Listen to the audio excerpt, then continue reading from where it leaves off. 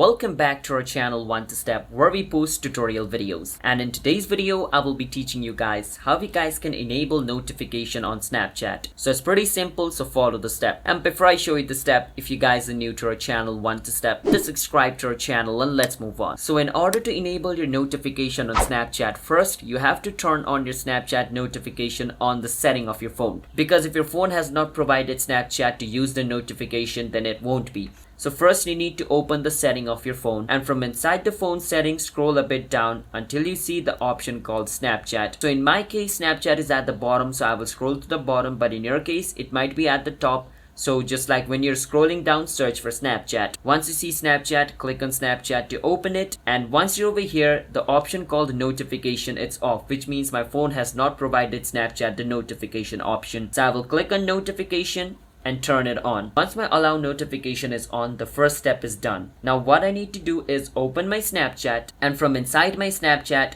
I need to click on my profile picture at the top left corner of the screen. Once my profile is opened over here, I need to click on the setting icon at the top right. Now once I click on setting, I need to scroll down until I see this option called notification. So try to search for notification. So once you see this option called notification, click on notifications.